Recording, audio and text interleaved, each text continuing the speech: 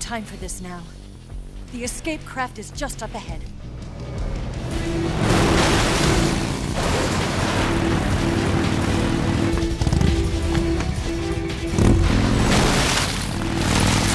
Let's get going.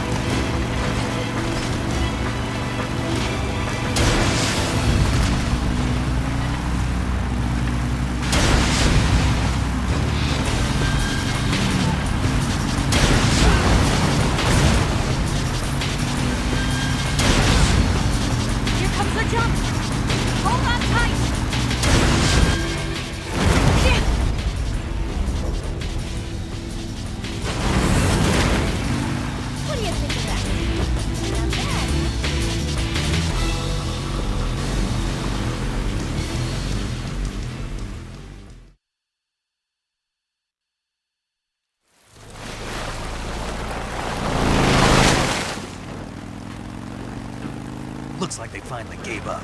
Don't start celebrating yet. We're leaking fuel. Damn it. Tank shot up.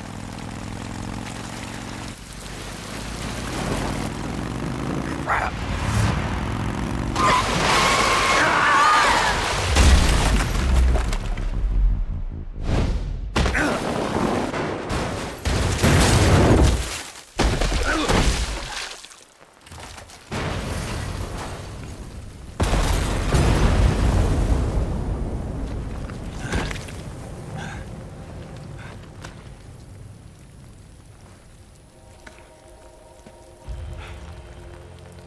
Eva!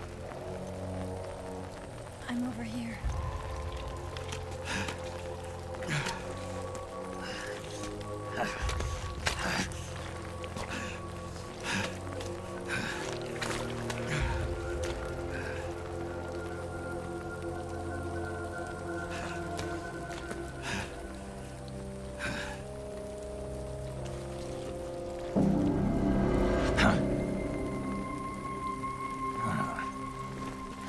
Snake. How's it look? Pretty bad. Not a sensitive bone in your body.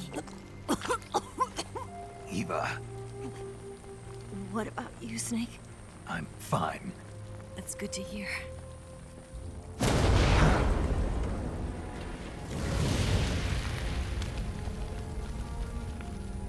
We have to get away from here, Eva. Let's go. Leave me. Eva! The boss is waiting for you. You have to go. Give me a gun. No, we're getting out of here. We're still far away from the lake. I'll never make it. I can't believe this. I never thought I'd see you act this weak. What do you mean? Listen to me, Eva.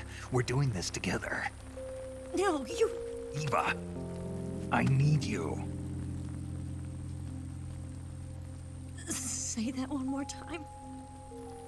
I need you. I can't fly the wig by myself.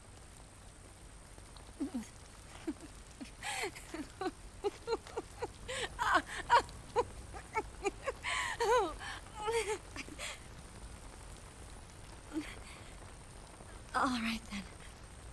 I guess I'd better help you out.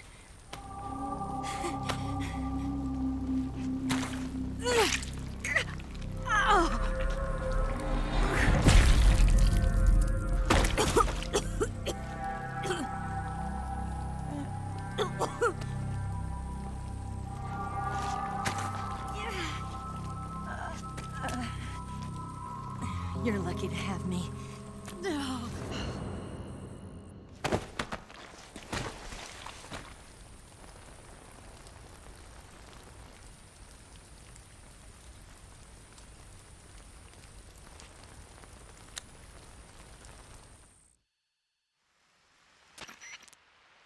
Snake, can you hear me? Paramedic, thank God. Eva's been seriously hurt. So have you. Luckily, I think her organs are all intact, but... Calm down, Snake. Calm down. You'll both be fine as long as you get the proper emergency treatment. But you're the only one who can do this. Understand? So you've got to calm down. Right. Okay. Okay. Now let's open up the survival viewer and treat the injury. Do you have supplies with you? I'm running kind of short. Then by switching the survival viewer over to Eva, you can treat her wounds too. Now get to work. Oh, and Snake, I'm pretty sure you know this already, but if you don't have enough supplies for the both of you, your wounds come first. Huh? Do you get my meaning, Snake? You've still got a mission to complete. Yeah. I know what I have to do. Snake? Like this.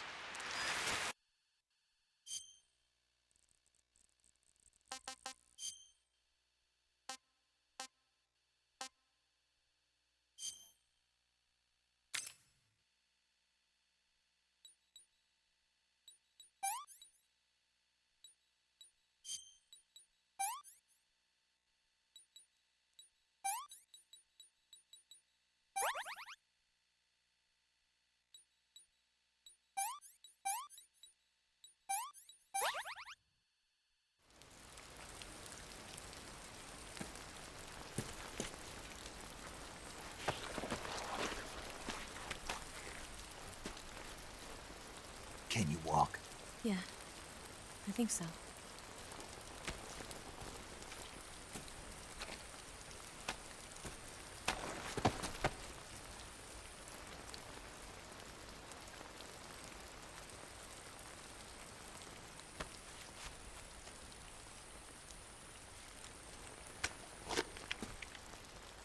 Here.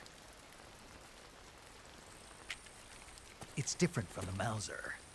When you're using a two-hand grip, you have to be careful where you put your hands or your fingers will get burned by the exhaust gas from the cylinder gap.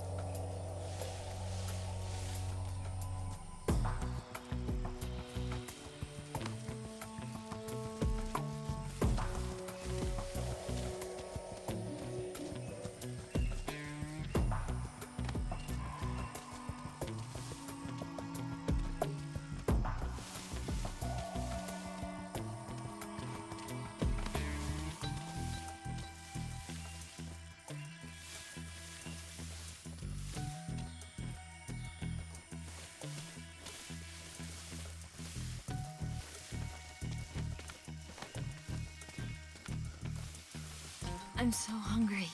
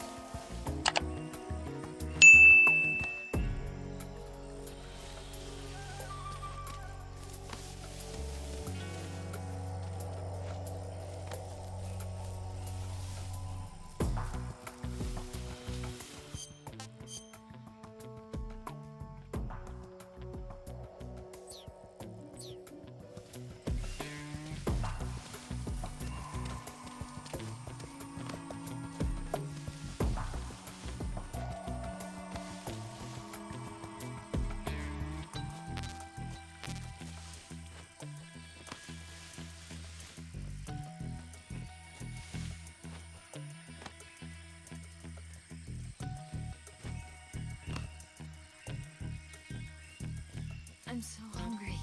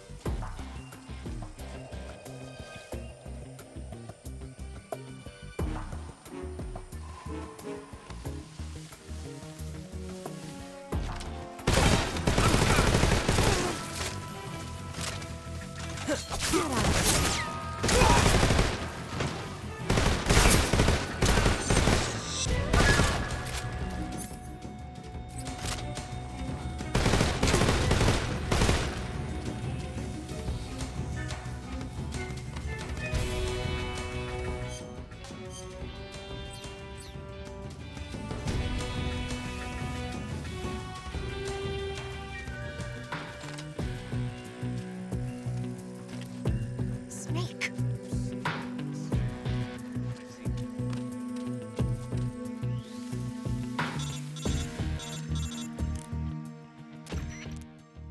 Snake, the lake is just over that cliff. Eva should be able to climb it if you help her. Keep her close to you.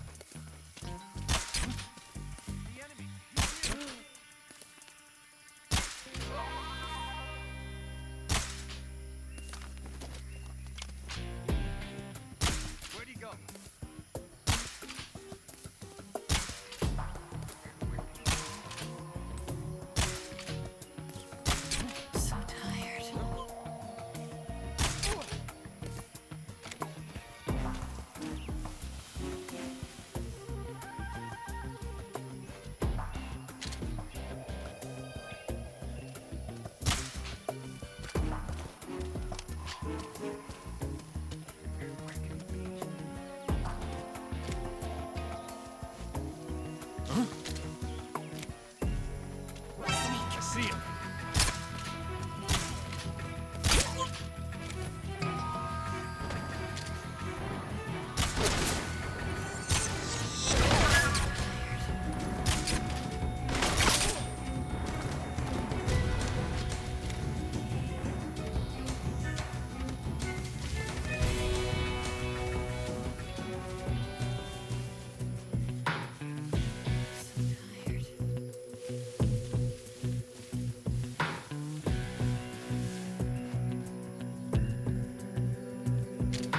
I'm so hungry.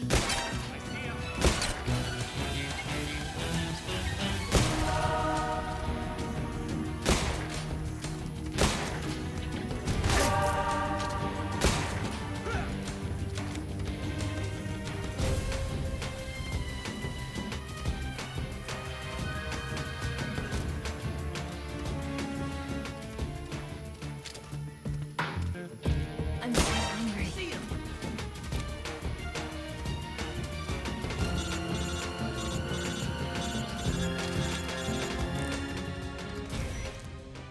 Snake, you're never going to make it up that cliff with the enemy attacking you. Take care of the enemy first, then climb.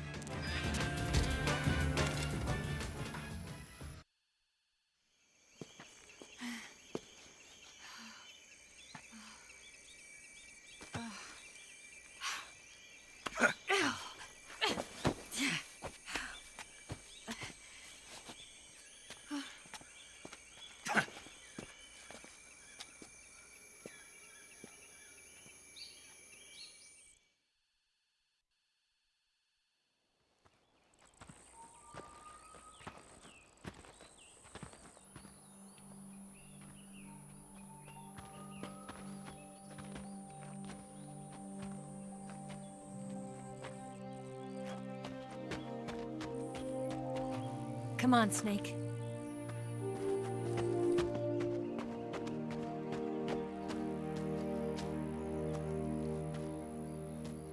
We made it. We made it. Over there.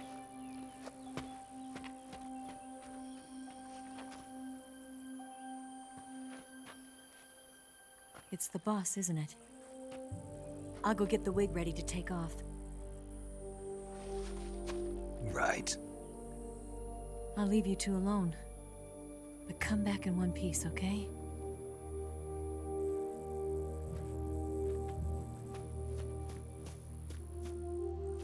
Promise me!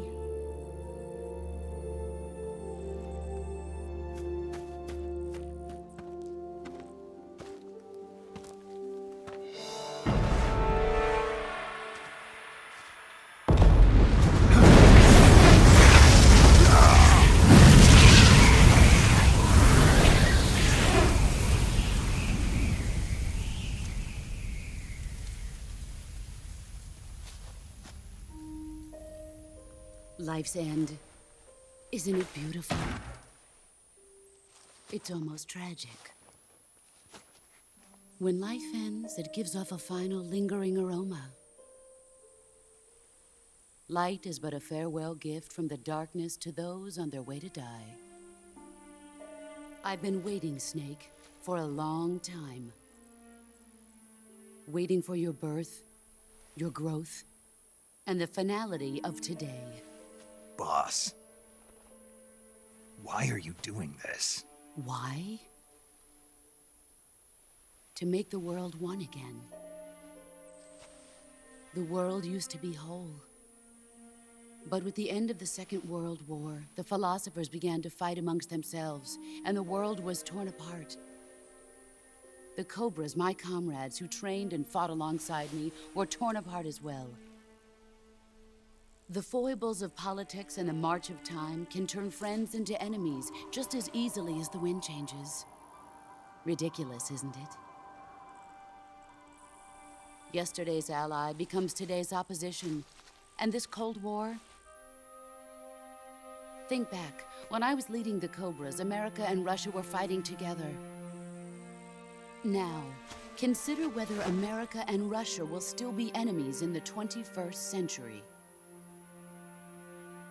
Somehow I doubt it. Enemies change along with the times, the flow of the ages, and we soldiers are forced to play along. I didn't raise you and shape you into the man you are today just so we could face each other in battle.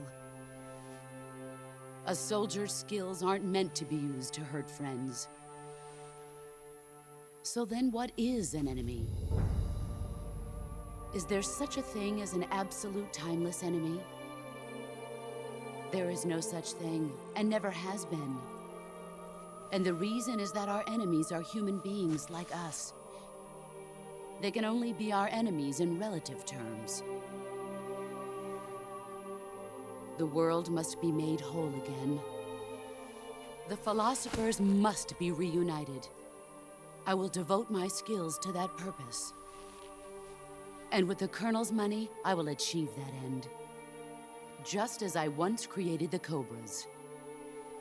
They are my family. I may no longer be able to bear children, but I still have a family. It was November 1st, 1951.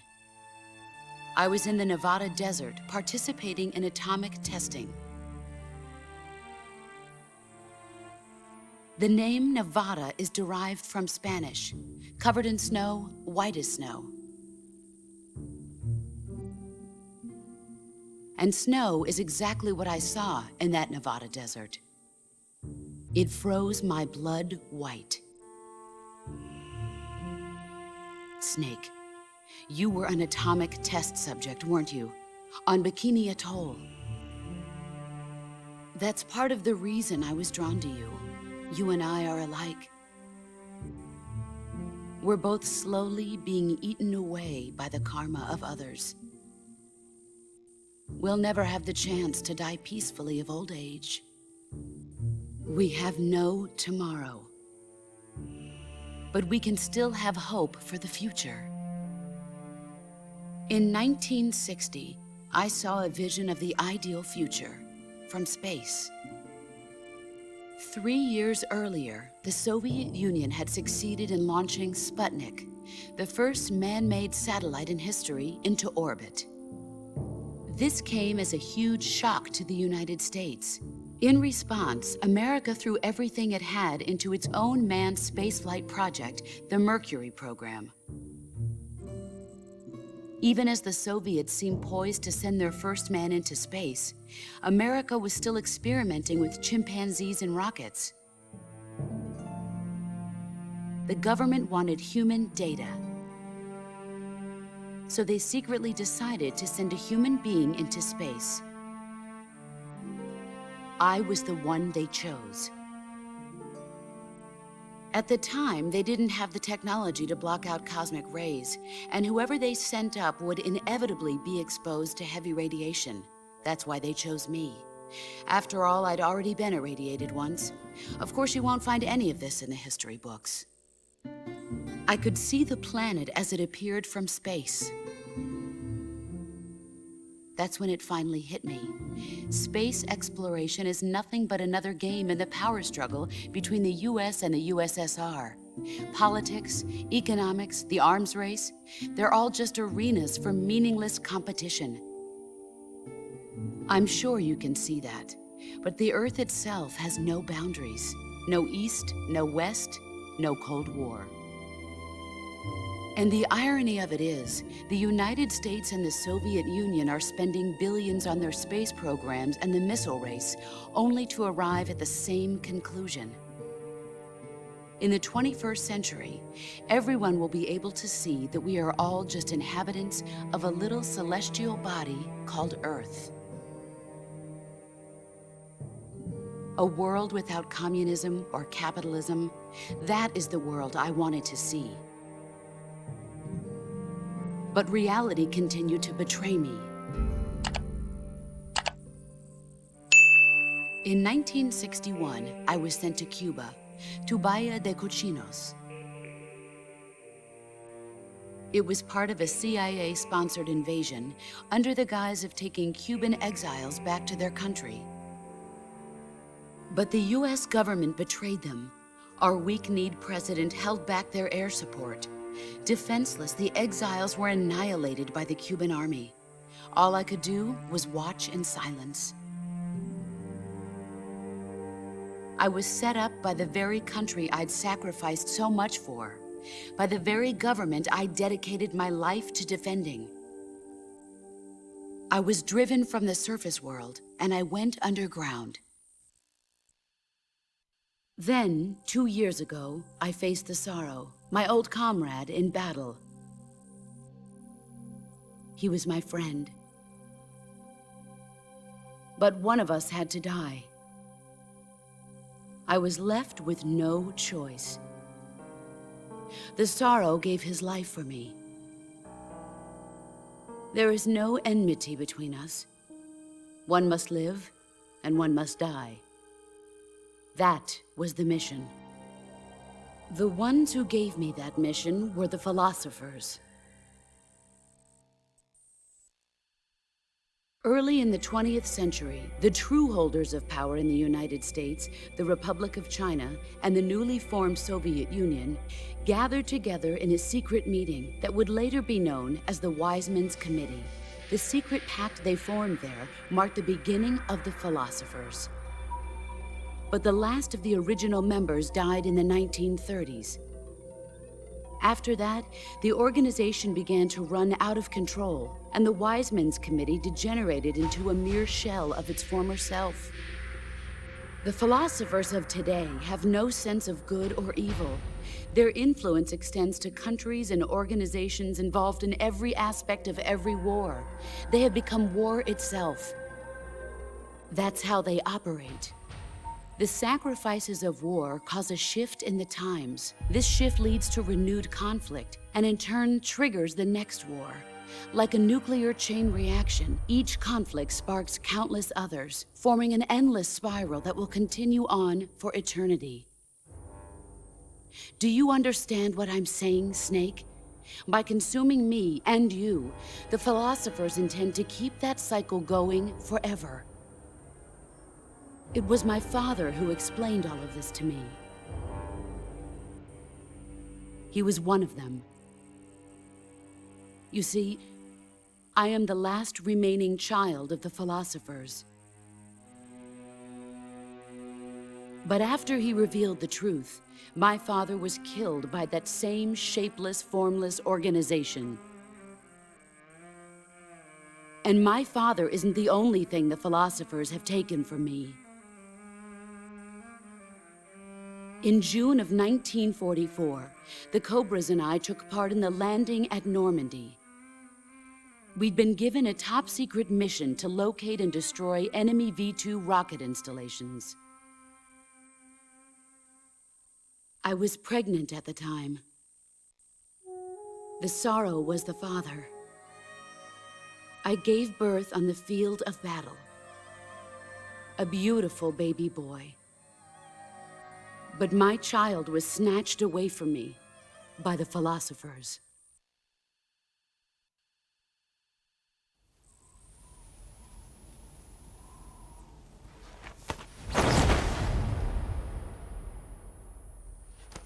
Look at this scar. This is proof that I was once a mother. I gave up my body and my child for my country. There is nothing left inside me now. Nothing at all. No hatred, not even regret. And yet sometimes at night, I can still feel the pain creeping up inside me, slithering through my body like a snake.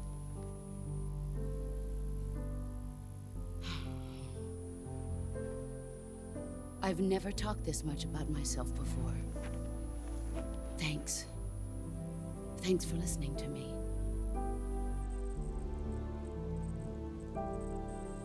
I feel content. Snake, commence the operation. I raised you. I loved you. I've given you weapons, taught you techniques, endowed you with knowledge. There is nothing more for me to give you. All that's left for you to take is my life, by your own hand.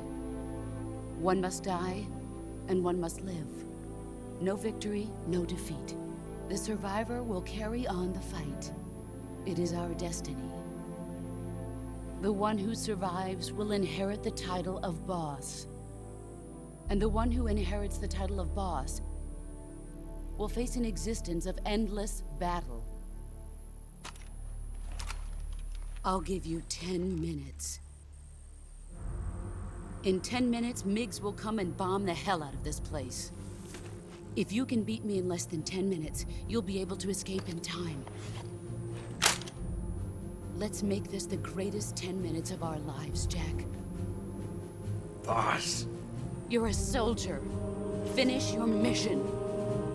Prove your loyalty. Face me.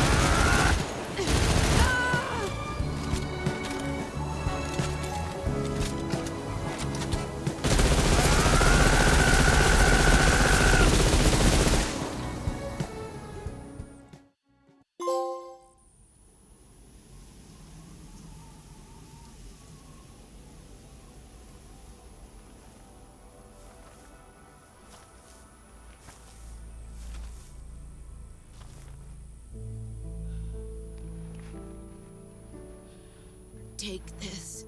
Keep it safe.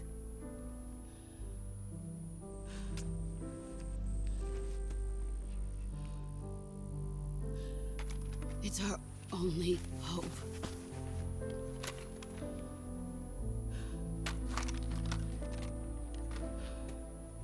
A patriot? Why are you giving me this? Jack. Or should I say, Snake. You're a wonderful man. Kill me. Kill me now. Do it.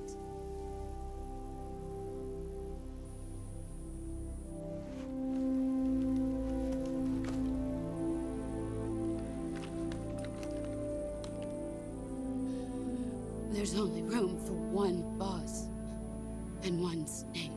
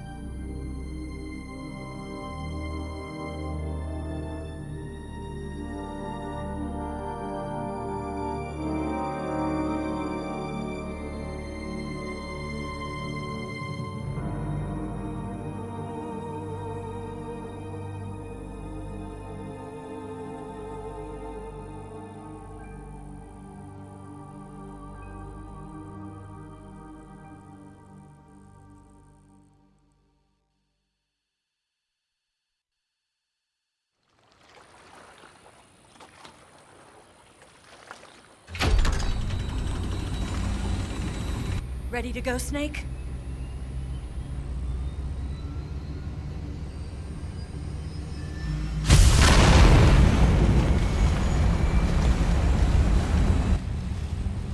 Are you okay? Snake? Yeah.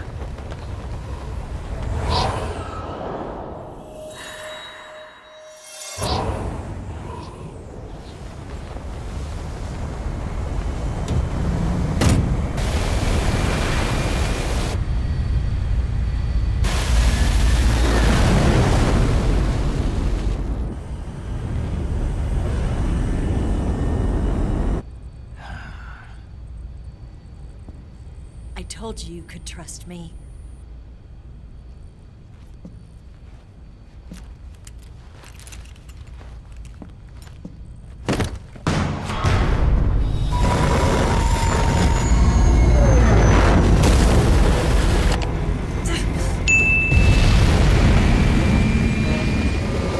Snake! Ocelot! We're not done yet!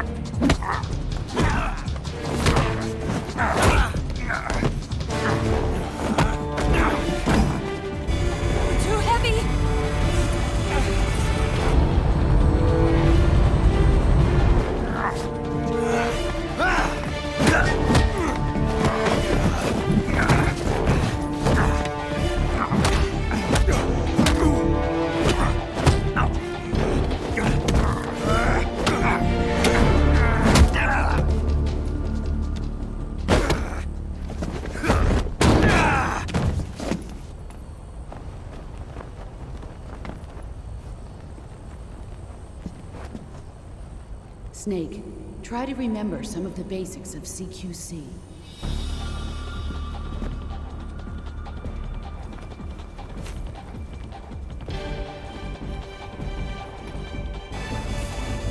Not good!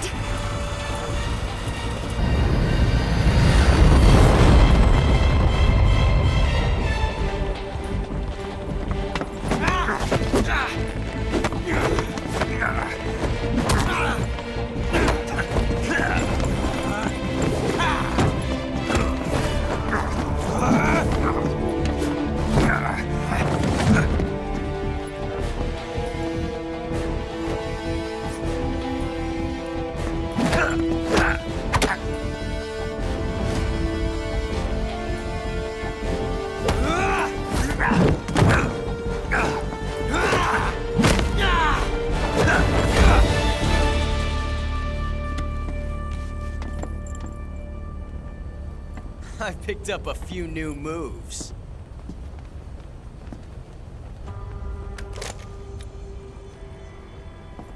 Huh. It doesn't feel right to shoot an unarmed man. But I'll get over it. Eva!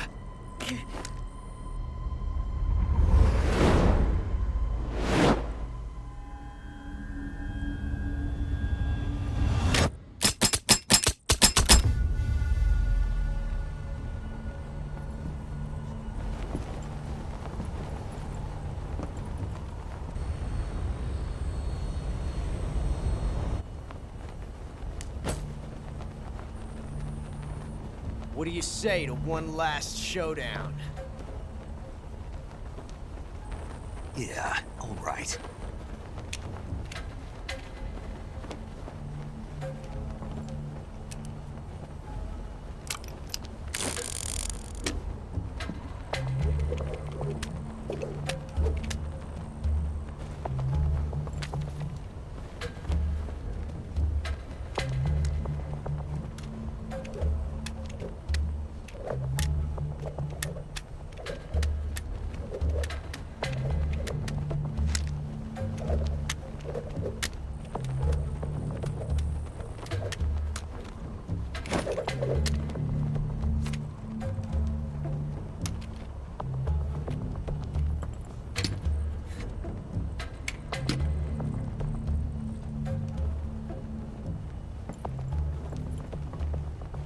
What's your name?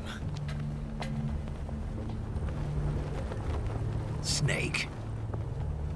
No, not that name.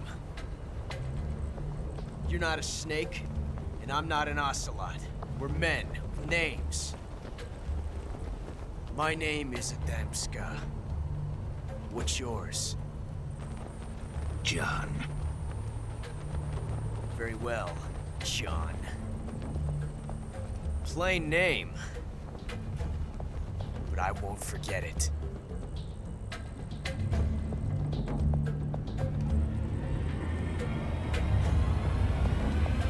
Come on!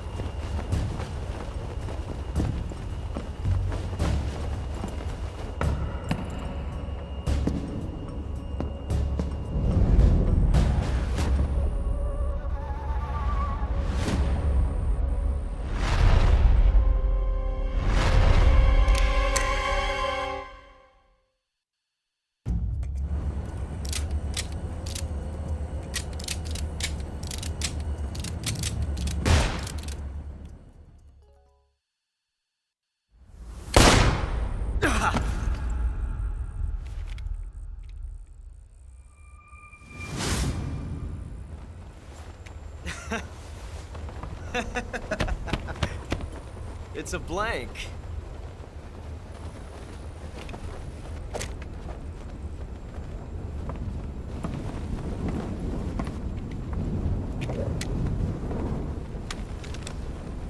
That was fun. Until we meet again, John.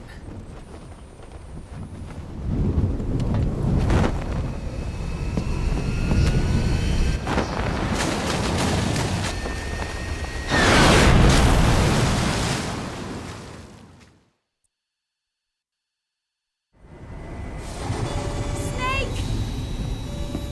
Give me a hand! Pull!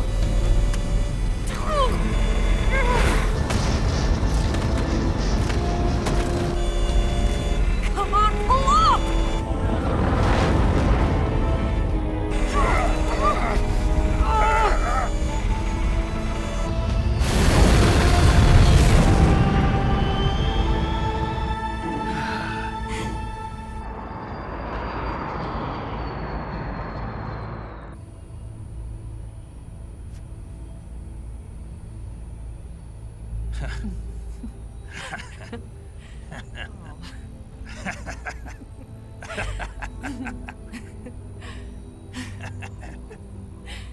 We made it. Yeah, we sure did.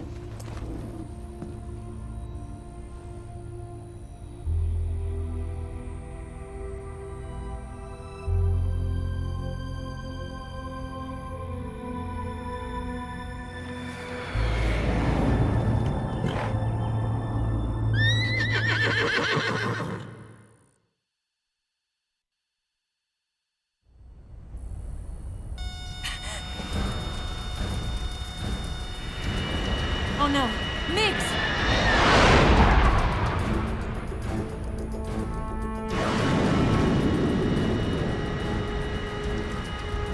There's no way out!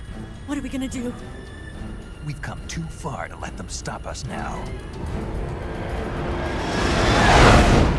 Those things have got to be armed. It's no use. There's no way we can outmaneuver them.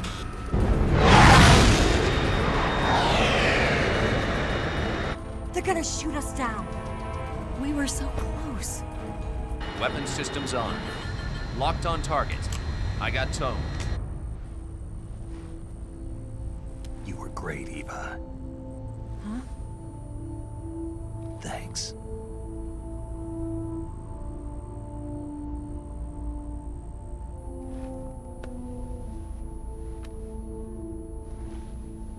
Oak 19, this is Control. Stand by for a direct order from the chairman.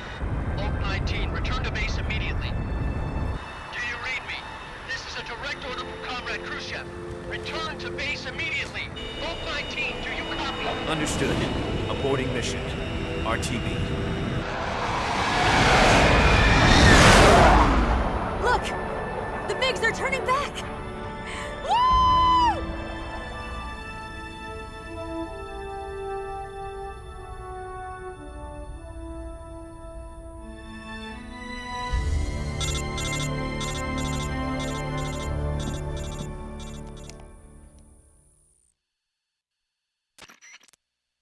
Well done, Snake. The MiGs disengaged. Most likely under orders from Khrushchev. Is this his way of helping us? Who knows? Maybe he didn't want things to get messier than they already are. Or maybe he just wanted us to owe him one. The important thing is, you made it out alive. As long as Khrushchev is with us, I don't think they'll be coming after you. It should be smooth sailing all the way to Alaska. I'm sending someone out to Galena Base to meet you. To meet me? The DCI and the President himself are waiting at Langley. Don't keep them waiting.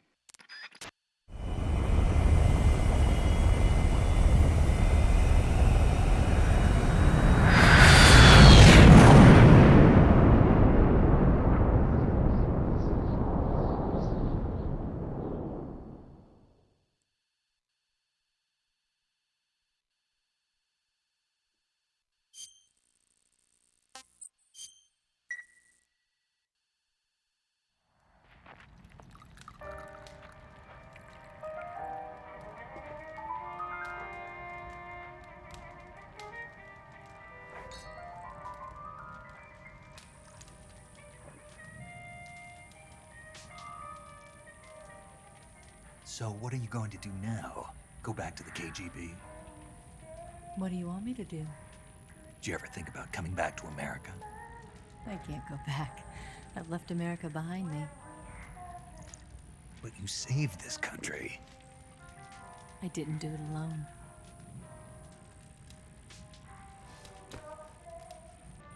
And I still owe you a dinner.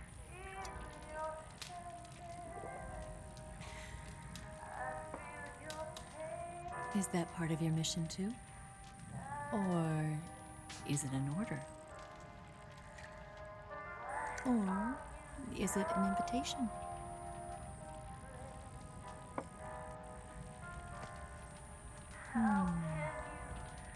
Or a proposal? I don't take orders from anyone now.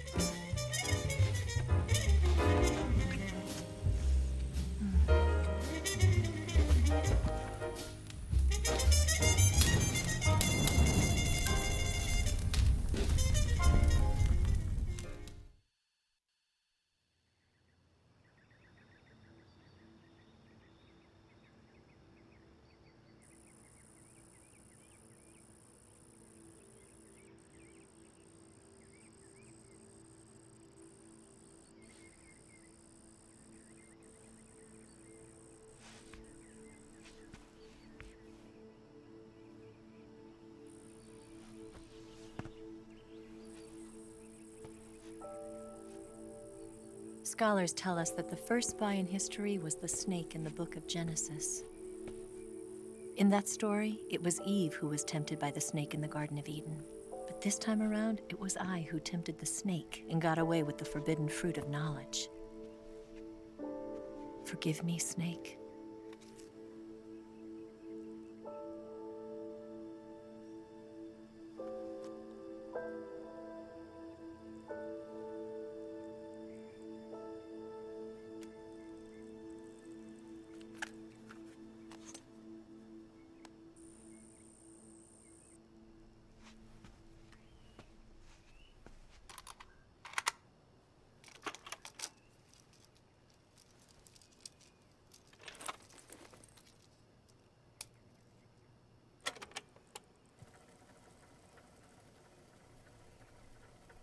Good morning, Snake.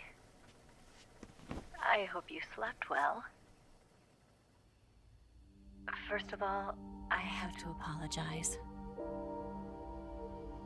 I wasn't sent by Khrushchev. I'm not a KGB spy, and I never worked for the NSA. I'm an agent of the People's Republic of China for the General HQ 2nd Department of the People's Liberation Army. It was all a lie. I tricked you. And I'm sorry.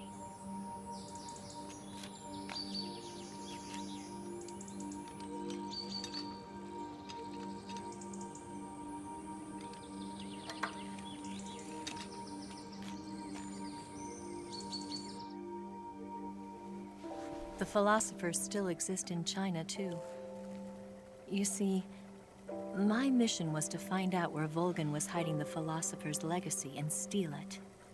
So I infiltrated his base as a KGB spy. The two NSA codebreakers who defected in 1960 were actually both men. The real Adam never showed up at the meeting place, saving me the trouble of having to eliminate him. I sneaked in by pretending I was Eva. And you and Sokolov and Volgin, you all believed me. The philosopher's legacy was originally held in common between the US, Soviet Union, and China. We couldn't let the Russians and the Americans take it all for themselves. The Chinese government had its eye on the legacy too. I got the film containing the legacy, and also the nuclear missile launch data from the Shagohod. 5 years ago, the Soviet Union stopped supplying us with nuclear weapons technology. Since then, China's Liaodong easing, hydrogen bomb, and space rocket projects have fallen behind. But with this data, our country will be able to develop its own nukes. We'll create a deterrent force to rival those of the US and Soviet Union. Everything has gone according to plan, thanks to your help. I too am one of the philosophers. I'm an agent of the philosophers, a graduate of one of their charm schools. I was raised in a joint US-Soviet-Chinese facility to become a sleeper agent. This was before the war. Back then, they were collecting children from all over the world.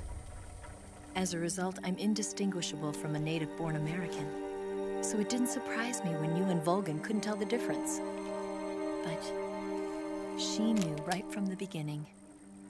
She knew because before the war, she was at one of the philosopher's schools too, as an instructor. The boss was the only one I couldn't fool. She was the only one who knew I was a fake. She told me everything. Why did she open her heart to me like that? At the time, I couldn't understand it. But now, I think I do. Snake. She wanted you to know the truth. She chose me to tell you. That's why she saved my life. I've lied to you so many times, but not this time. My orders from the government were to obtain the legacy and to eliminate everyone who knew the truth about what happened. In other words, I'm supposed to kill you.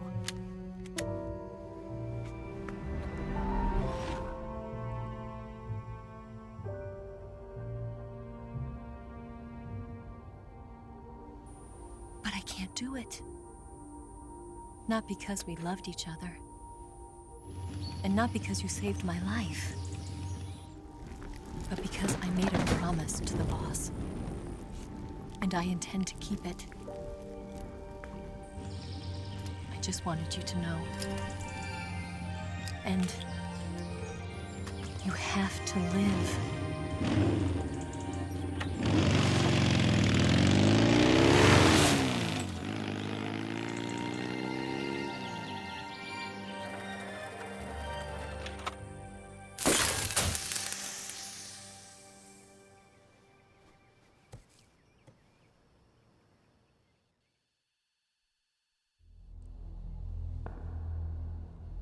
Snake, listen to me. She didn't betray the United States. No, far from it. She was a hero who died for her country. She carried out her mission knowing full well what was going to happen.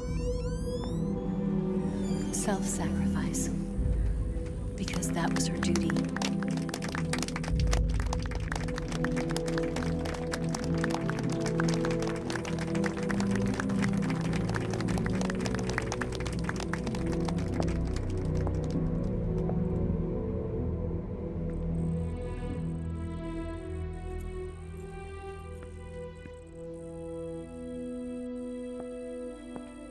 You are above even the boss. I hereby award you the title of Big Boss.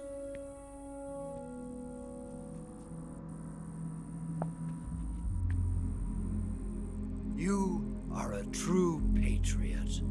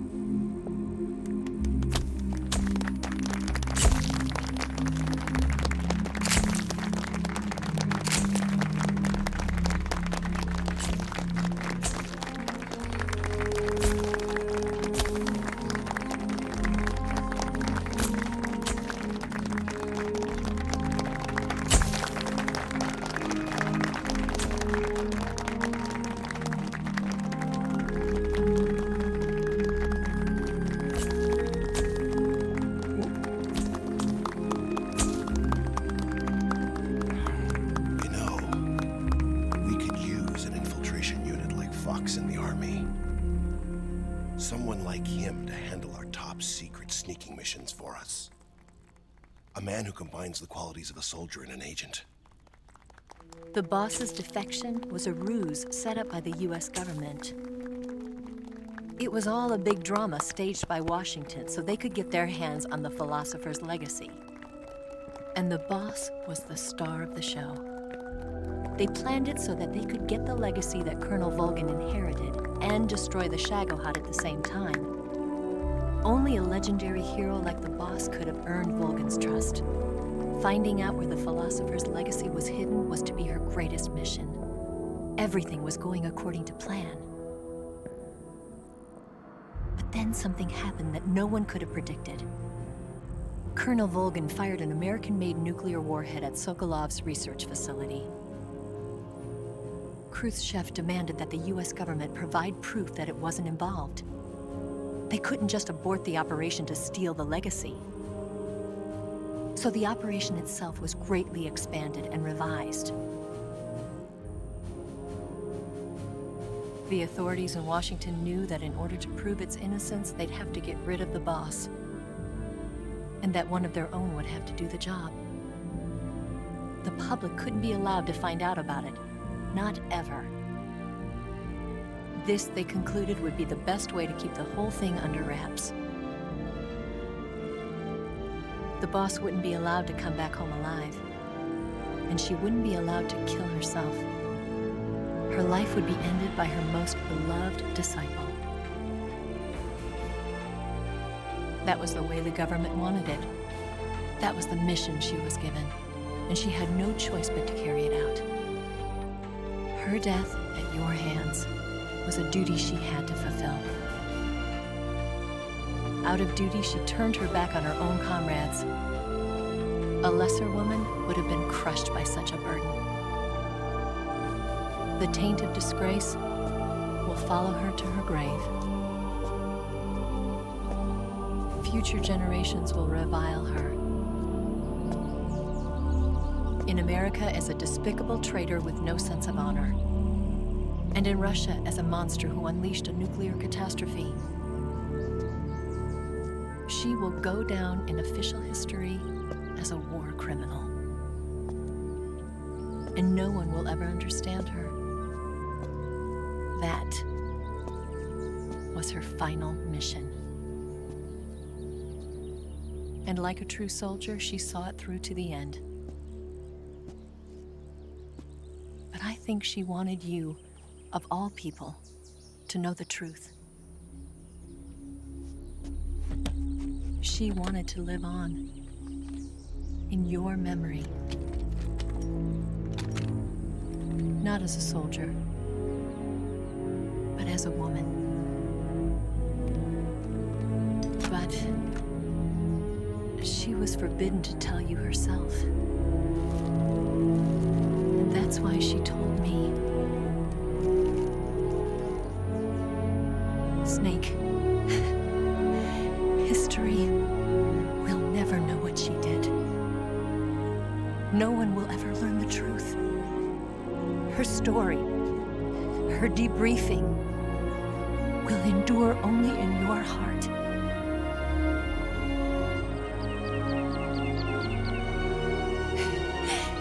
Everything she did for her country. She sacrificed her life and her honor for her native land. She was a real hero. She was a true patriot.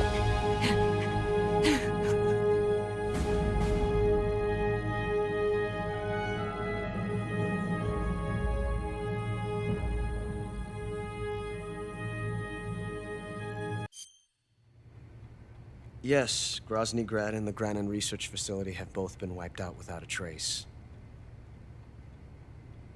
I understand, sir, but they were necessary sacrifices.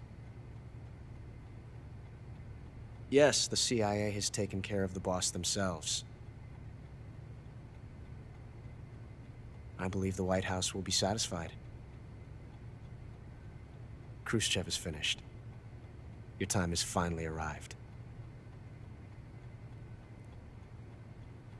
Yes, The American president is relying on us to keep a lid on the whole affair.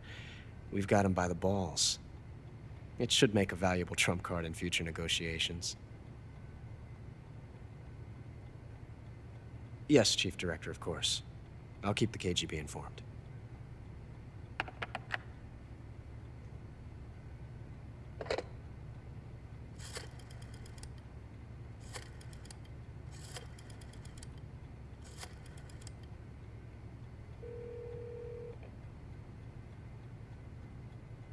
Yes, it's me.